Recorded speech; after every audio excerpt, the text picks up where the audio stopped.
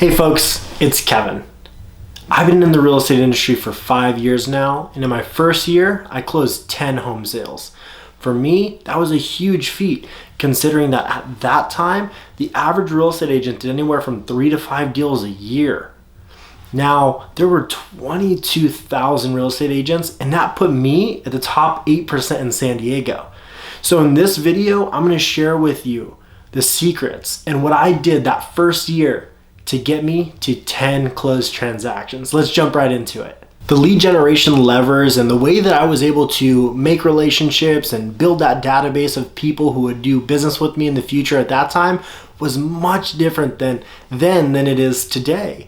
You see, today, even with all the restrictions that we have because of health concerns, it's really restricted us from doing a lot of the things that I did back then. But prior to that even becoming relevant, I still had adjusted my strategies because when I was just getting started, I was really going at it day after day after day, doing a lot of the hard lead generation tactics, things that people don't like to do. Let me explain. When I started, I joined as a member of a team. Why? Well, because I didn't know what the heck I was doing, but I figured, hey, this team does, so why not join a team, pay them a split, which is some of my commission, and figure out what it is that they're doing to make their agents successful.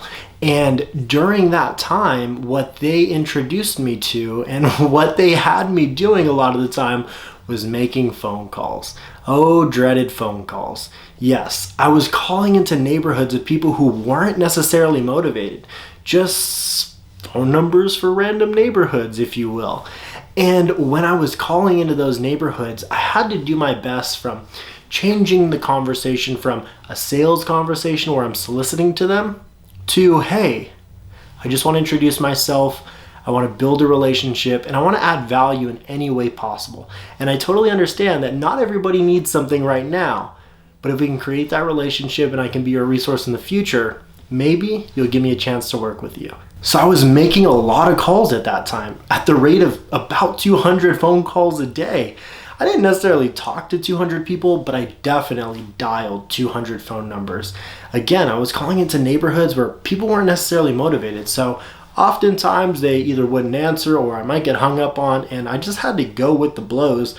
But when I did get a hold of somebody, I did connect with them and I was able to build that relationship. And all I wanted to do was have them remember me, had a pleasant experience, and can reach out to me if they ever had questions regarding real estate. So that was my first pillar. On to number 2. Pillar number 2. This one I enjoyed a little bit more, but man, I really went at it. And that's door knocking. That's right. I would go to people's homes, pass out flyers of homes that had recently sold in the neighborhood to share the information and see if any way possible I could be of value to them. You know, maybe somebody's renting in that neighborhood, but they've thought about buying, or maybe they're thinking about selling and they want to know what the value of their home is today. So I would go to their house, I would stand back, do my best not to be intimidating, and I would greet them and share the information.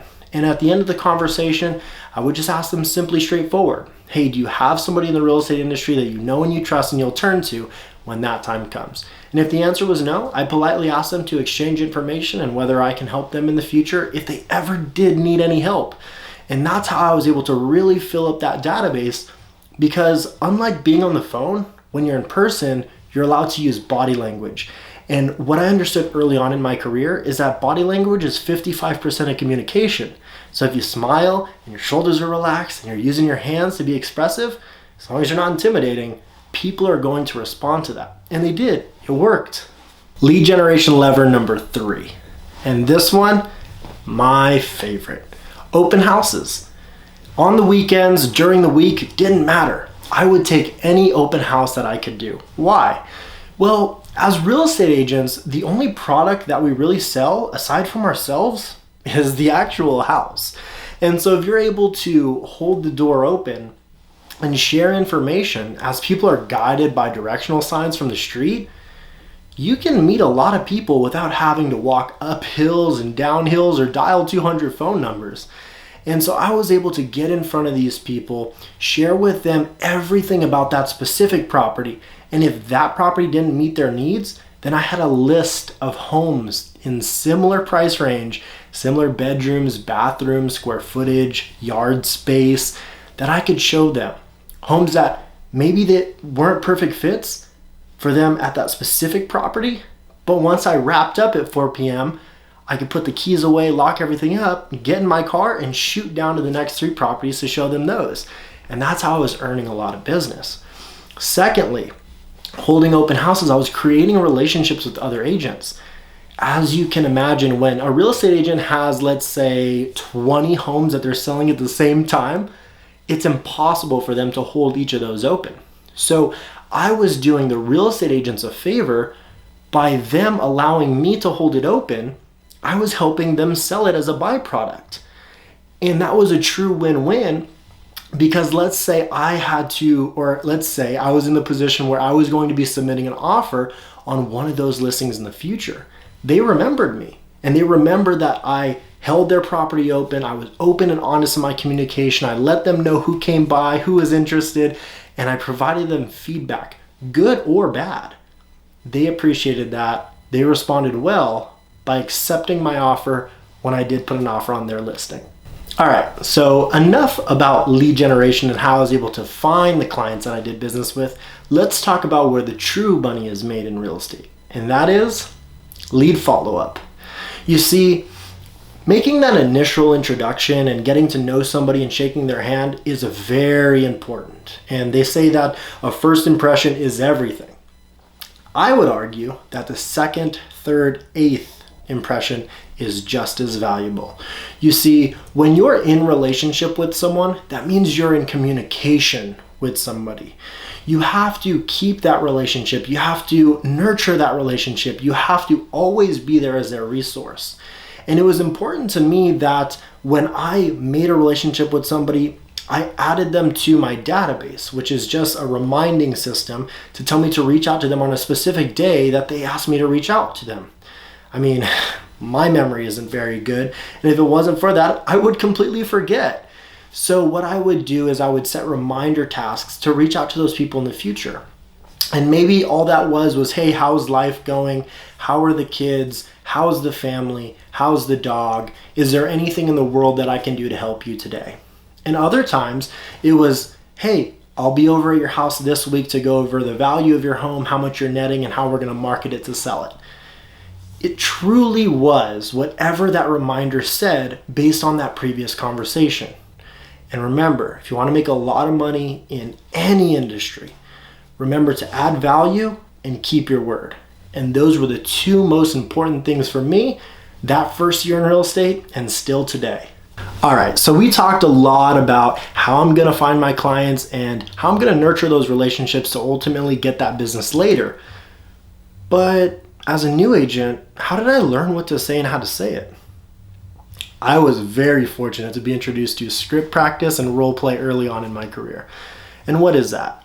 Well, script practice is basically me practicing what I'm going to say over the phone or at that door or at that open house for 30 minutes every morning, Monday through Friday.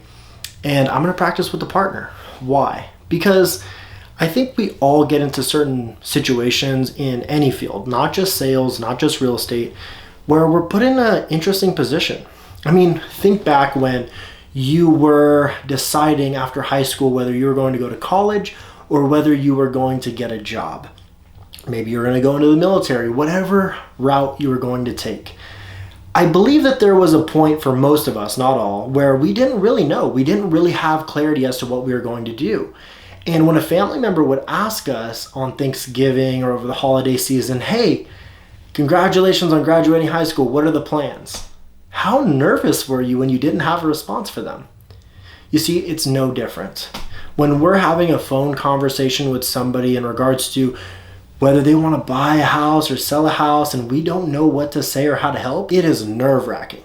Believe me, you don't want to be unprepared.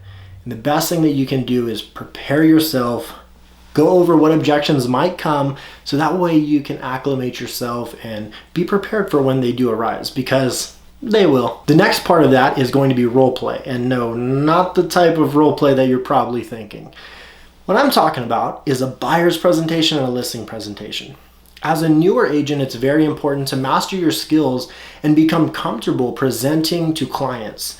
Remember, if they're selling their house, at some point they worked with another agent, and you don't want to look like a rookie.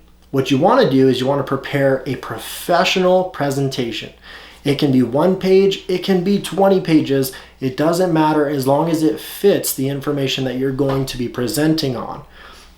Secondly, you want to know what to say and how to say it. So when you turn to page 2, you should know exactly what to say when that page cues you. You should have images. You should have big, bold text to get people excited about reading the information and going over it with you. And then on the buyer's presentation, these are people who know nothing about real estate if they've never purchased a home before.